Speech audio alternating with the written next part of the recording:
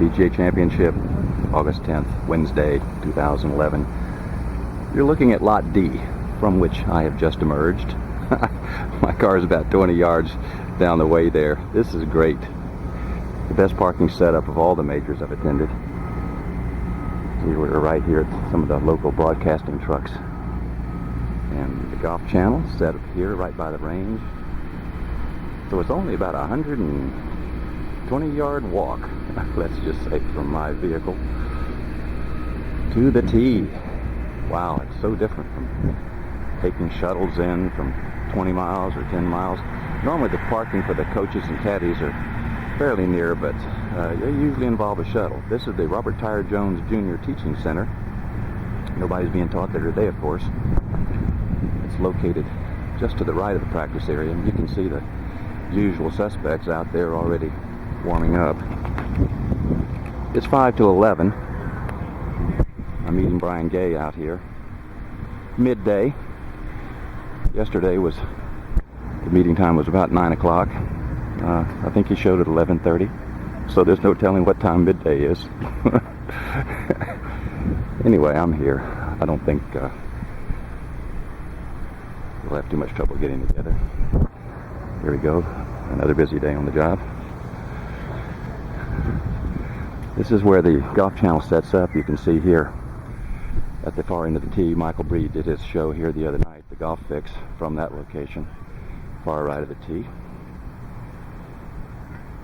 And we look out the way, we see some of the coaches. That looks like Jim McLean out there. Yeah, it is. I guess that would be Bradley Keegan with him. I saw them walk into the parking lot yesterday. Who else do we see out there? Present time. Nobody. Not really. Today's still a work day.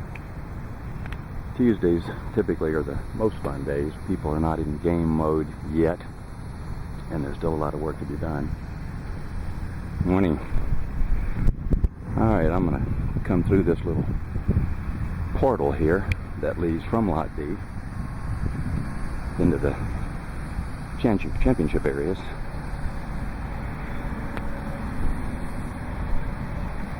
If I could figure out how to put this thing on fade, I'd save you guys this walk.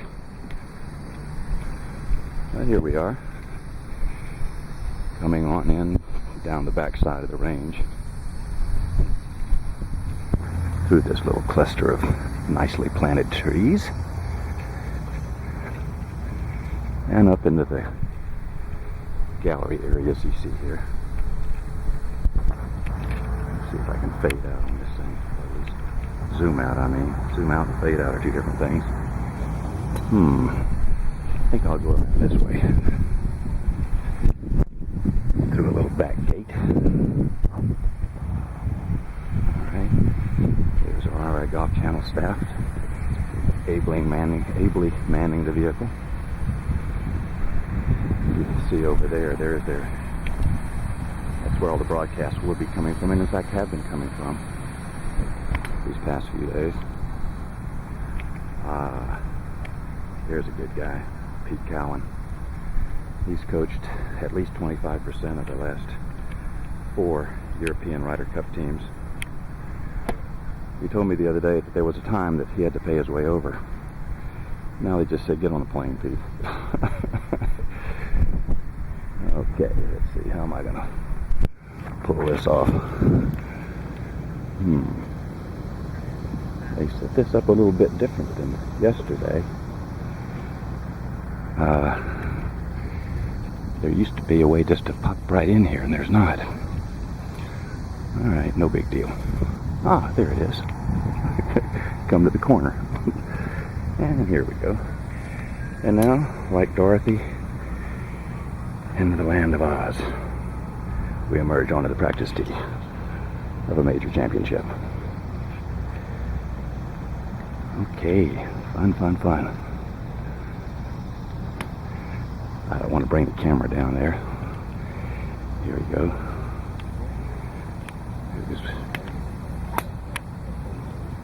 Pete's working with Lee Westwood here, of course. Darren Clark.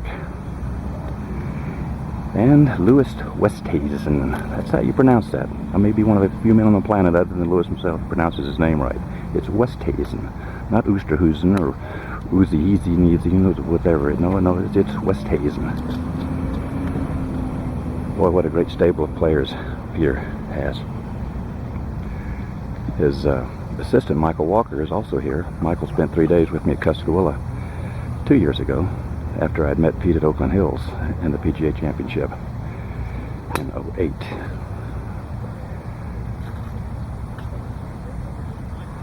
There goes David Williams, one of the tour reps out here for TaylorMade. Used to be Adams Golf. And here we have the good Mr. Vokey coming down. Hello, Voke. Kind of lay low here with the video, but you don't mind.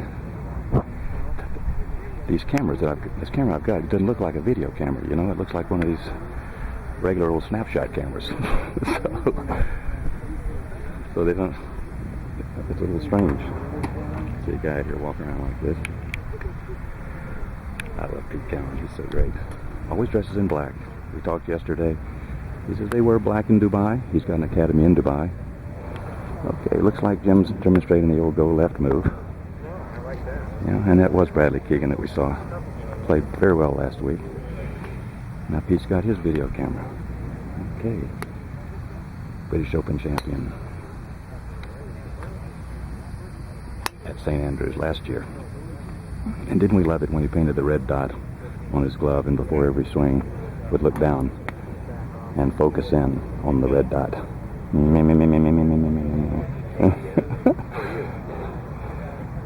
Okay, here we go. Thomas Bjorn. Pete's assistant, Michael Walker, has been working with Thomas all day yesterday.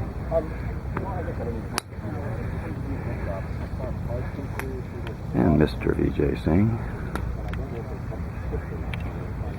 Have not checked in on him. He's got the new Keds look. I think Ben Hogan would turn over in his grave with that. But, you know, it's a new day. I guess that's why the man upstairs turns us all over every 70, 80 years or so. There you go. And there we go. Jason Duffner there. Jason Duffner. We were at Hazeltine at the PGA Championships. No, excuse me, Whistling Straits last year, and there were several of us out at one of the little eateries, sitting around the bar area. No big deal, just a beer or two. And somehow or another, I got stuck with a check. Not sure how that happened. It's so fun to buy millionaires' dinners. J.J. Henry. Had a good time at Congressional with he and Roger Cleveland. They were working on a bunker shot technique, getting the right hand a little rolled to the left on the top to keep that club face open. I later talked with Roger about that session, and it just so happened that I was standing with Mr. Cowan, who we've already met down at far end of the tee, and he said I learned it all from him. Peter puts his left hand on there, with his left hand turned slightly to the right, and the right hand rolls slightly to the left. What he calls the butterfly. The butterfly. Just roll your hands together and, as if not on the grip, and you see, wave those fingers, the butterfly. Okay, hello everybody. You're looking at me, I'm looking at you. Lord, do I have to get releases from all these people to put this up? I don't think so. Okay, here we go, more press. Andres Romero. Watch this little throwaway move from the top. He goes from a cock left wrist to the top to a little throwaway, boom, and then a sweep release. That is a pure hitting technique. He really didn't need to have quite as much backswing as he did. He could have stopped it right where he eventually brings it back. He's loading his right elbow, not his left wrist. So once he gets back from that top, he feels it in the right elbow and throw. Boom, there it is. So right arm throw from the top. Martin Keimer, the German. Wow, what a good interview he had with Tim Rosenfort last night on the Golf Channel. Really good stuff. Class act, class guy, wonderful player. One of the new breed. And here we have Rosie down here. Justin Rose. And the little pro, Eddie Merrins. Right there, very famous pro, very well thought of. Eddie wrote a book years ago, Swing the Handle, Not the Club Head. Matter of fact, I've got an interview with him at Oakland Hills. You can see he's working, or looking at, Steve Elkington. Hello. Over here we have Mr. Foley, sir. Yeah. All right, there we go. Oh, and James Lights. Hi, guys. Got a video rolling. James Lights. Good seeing you. Yeah, professor extraordinary. Good to see you, sir. Good to see you. From Slidell, Louisiana. Got a lot Good of to see compression going. you. Does you? It's good stuff. Sean, on the phone, as usual. You ready? Huh? Yoda? Yeah. All right, here we go. Walking the line. Over you. Don't you just love it? You know, I'm the biggest fan. I suppose it could get old, but man, it'd take a long time. The only thing that would be better would be to actually, be about 40 years younger and be inside the ropes with a golf club, getting ready to do business, as we say down south. And there we have me, Sergio. I say that's what he's been branded by Dan Jenkins, the great sports writer, over the past 4 decades or so. Somewhere me, Sergio, and him had a little falling out. I'm not sure what it was, but if you read Dan's tweets, it's not long before you get the drift. Let's watch what a swinger of the golf club, though. Man. Pure double shift. He goes from an elbow plane straight up to the turn shoulder plane, and then the almost vertical drop back down to the elbow plane. Tons of accumulator lag, we call it. Accumulator being the left wrist cock, as opposed to club head lag, which is the stress in the club shaft that's created by the sweet spot chasing the number 3 pressure point. That is the pressure that's located in the right hand index finger, created by the loading of the core from the top and picked up as stress in that right hand index finger. Continuing our little walk down the line. Love it. You need to go out to his golf course. Here's some of our PGA professionals, the top 20 that made it through the PNC, the Professional National Championship. Ben Crane. He had that classic line a few years ago after Rory Sabatini walked off on him during a round, just couldn't stand the slow play. In the press tent, Ben said he was really working on the problem, but it would take some time. One of the greater laughs in the history of the PGA test press tent. Kevin Na. It's going to be a long golf course for Kevin this week, as it is for my player. Got the 15th, which used to be the 17th, where David Toms made his hole-in-one back in '01. He's playing at 260 yards, at least from the back tee. It's what in most circles is known as a drivable par 3. Oh me. And now way down here we have Mr. Angel Cabrera with his longtime coach.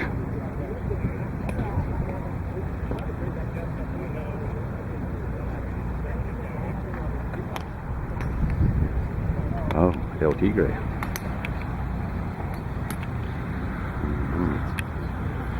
An unexpected sighting here from the range. Okay, and of course the gallery moves. Oh, here it is. There they go. There they go. Wonder who they're following. And here's Mr. Cowan again. He's made his way behind me with one of his players. I'm not going to interfere with that.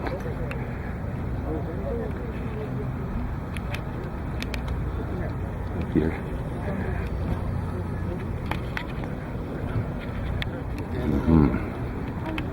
This is the short game area here at the Atlanta Athletic Club.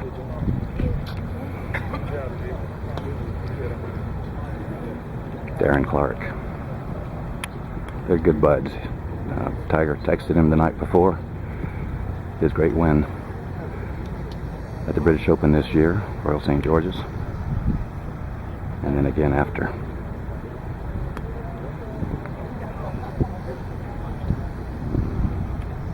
Two buds talking golf. Great stuff. And a few of their closest friends looking on. Darren.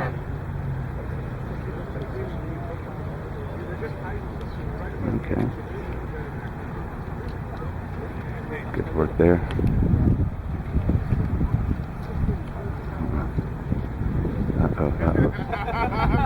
Oh, there we go. Just a little joke among friends. Nice. Just a delicious little clip off the grass.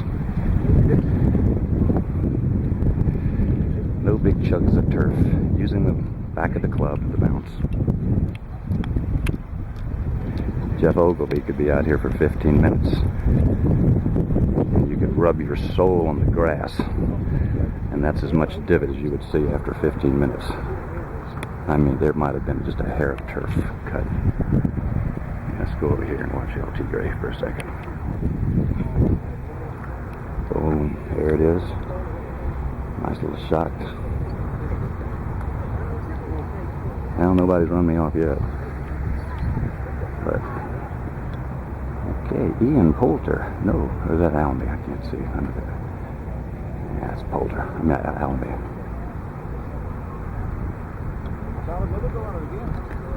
This very distinctive, rounded style. Beautiful player. Cover that golf ball. Just talking about Allenby there. Tiger hitting some little bunker shots here. Let's see if we can zone in. Interesting, no glove.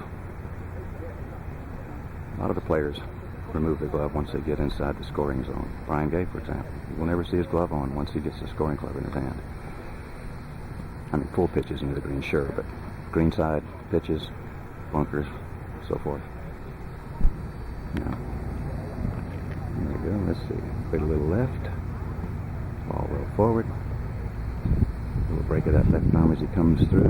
Keep that club facing the sky. There you go. Up. Boom. Very nice, Tiger. There we go.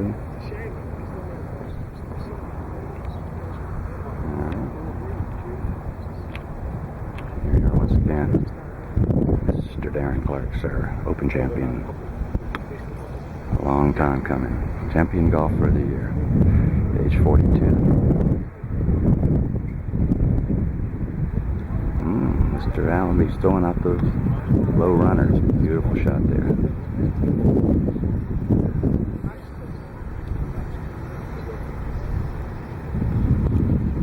This is what they do all day, every day. Chip, pitch, putt, bunker play.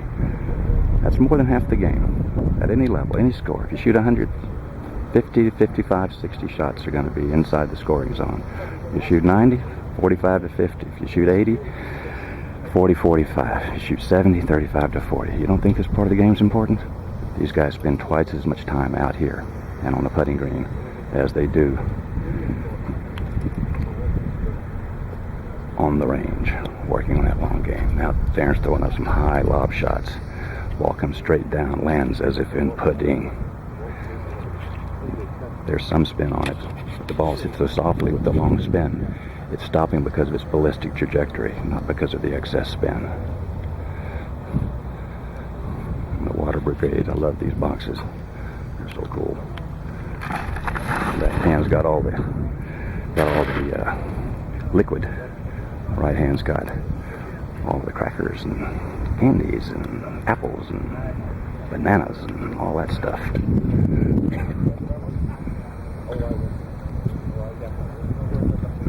Mr. Olafable, sir. Playing here in the PGA Championship. This is the #1 short game player in the world, arguably. There's never been anybody better. He is the boss. Brian Gay will stop and watch one person in the short game area, and one person only, and that's that guy in that red shirt. Jose Maria, I lost my ball. Good guy.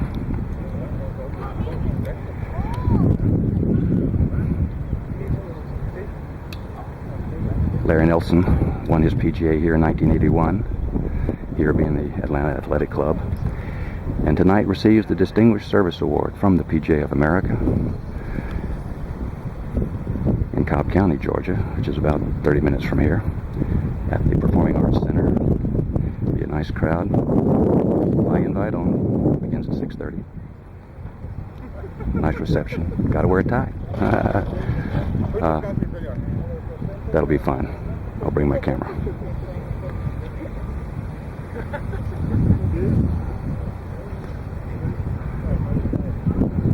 Okay. Got some pitches and chips going now out of this rough. Rough is not terribly painful here this week. It's 2 to 3 inches. The Bombers have a real advantage. This is the Bombers golf course. A guy like Dustin Johnson has a huge advantage. If he misses the fairways, he's still 60, 70, 80 yards in front of many of these guys. I mean, that far. I mean, that's not an exaggeration. He is that far. He is that strong. And coming out of that light rough, he can come in with a short iron. He's strong enough to get it out, #1. And again, it's not that tough. I mean, not compared, let's say, with the long reputation. It's 4.5 inches high, mowed against the player. That's a little different. We got Bermuda. Bermuda's wiring. It's got its own set of challenges. But if you can get in there with a short iron, you can throw the ball up high enough, let it come down ballistically onto the greens, and you can stop it. You don't have to spin it. You can come in from, about 100 stories up in the air. So that's a tremendous advantage. These greens are Bermuda, champion Bermuda. They're rolling well. They're a little bumpy. They've had some cup issues. The grain's all running from back to front on all these greens, and when they've reset a lot of holes, of course, and as they reset them, the green crew doesn't seem to be very aware that they need to keep the grain running the same way on the replaced cup as they do that the greens run on the green. Hence, it can be kind of interesting.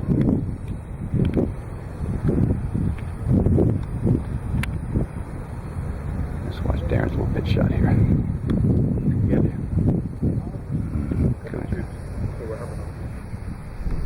Tiger's hitting a nice little skipper in there.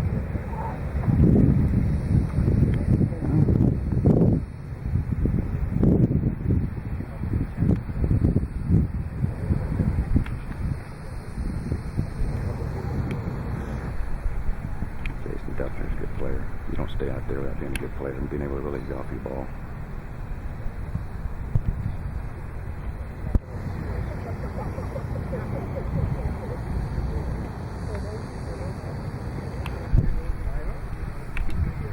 Notice Mr. Allenby's finish here.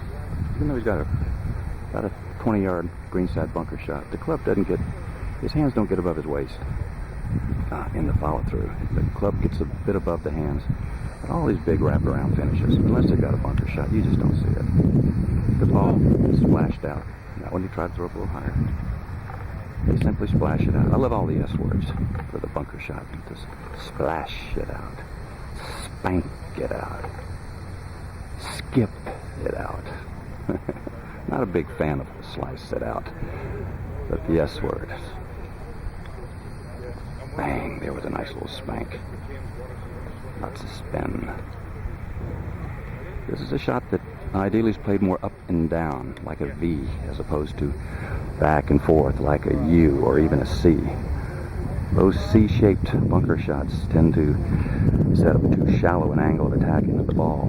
And that causes, particularly on hard sand or packed sand or coarse sand, sand is more difficult to penetrate, causes the back end of the club to bounce, to skip into the back of the ball, ricochet. And that is not a good thing. It either buries under the lip or you say bye-bye as it flies over the green.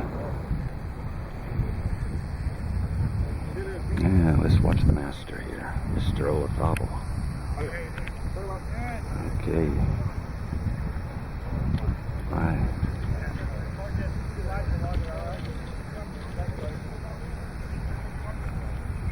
Right, left. Notice, as Mr. Byron Nelson once described, his feet are alive within his shoes. Right, left. The knees and the hips move, carrying the left arm club, shafting it through. Right, left. Hands mid-body. He's always gripped the club weakly, probably the weakest grip on tour. That is rolled to the left. That V is pointing between his left ear and his left shoulder. You don't see that out here, but you see it here. Right, left. Notice there's no wrist cock. Now there's a little angle between his shaft and his left arm, but that's not a wrist cock. That's a condition we call level. That is, he has put the club under the heel of his left hand at address, and then it creates a slight angle, but then he doesn't increase that angle. Oh, no, one tell, he's actually zeroed out number 3, just to almost fully zero, not quite, by placing the club in the cup of the hand. I don't know if we can get that up here. It's in the cup, and that is not under the heel. Therefore, that cuts down the rotation of the club face going back and away. It also cuts down on the power. Actually, it cuts down the roll, turn the roll a bit, but by and large, it's a power reducer. Let me rephrase that. It cuts down to the turn and roll power of the club head. It does not necessarily cut down the roll, turn and roll of the club face. Those are two different things. Club face, club head. Yeah, he's got that club up in the cup of the hand. Part of the short game artistry. If you don't need that third source of power, the turn and roll, well, just take it out. If you don't need the left wrist cock for power, just take it out. Although he used a little bit of there, and he spun the ball more as a result. Boom. Horizontal hinging, no attempt to hold the club face square. That is, the club face is closing, staying vertical through the ball, rolling freely. Boom. But these are different shots. He's now flying back about 30 yards. So he went from a shot of about half that distance. Boom. Beautifully done. Well, this is the way it is. Wednesday morning, August 10th, 2011, at the PGA Championship.